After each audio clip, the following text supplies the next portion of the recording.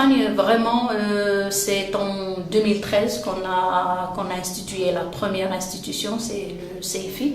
La première institution, c'est pour la promotion et la divulgation des finances islamiques en général, de quoi s'agit-il ces finances islamiques, mais aussi faire possible la création des banques islamiques ou des institutions financières islamiques ici en Espagne. On a déjà commencé par la création de la première institution financière islamique. C'est au niveau des microfinances islamiques, parce que c'est une coopérative qui consiste entre les associés, l'élaboration d'un fonds avec les épargnes des gens, et avec ces épargnes, on va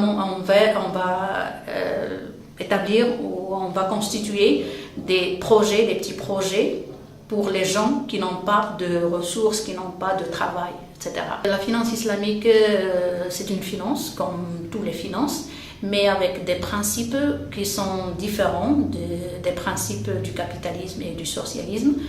Ce sont des principes vraiment dits islamiques parce qu'ils ont comme origine l'islam, donc les ressources législatives de l'islam qui sont le Coran, la Sunna, etc.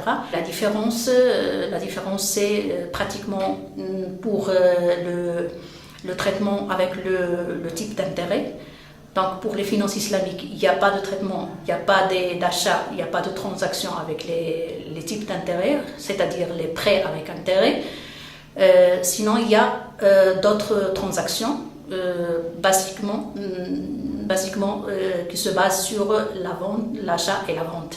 La deuxième différence, on disait que les finances islamiques, toutes les transactions financières doivent avoir un bien matériel, un bien tangible.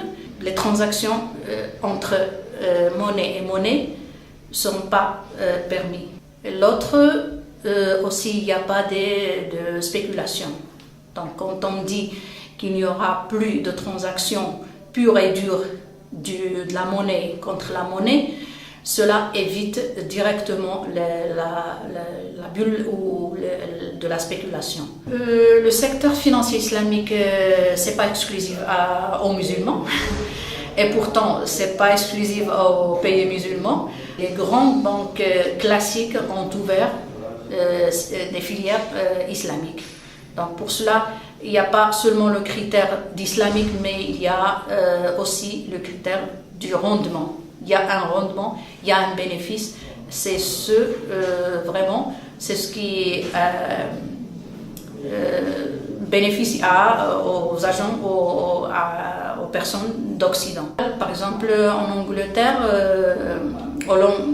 depuis 2004, avec les banques, et ils suivent avec la création d'autres banques, donc le 60% des clients de ces banques-là ne sont pas des musulmans, pour le qual c'est un type de finance qui est pour tout le monde.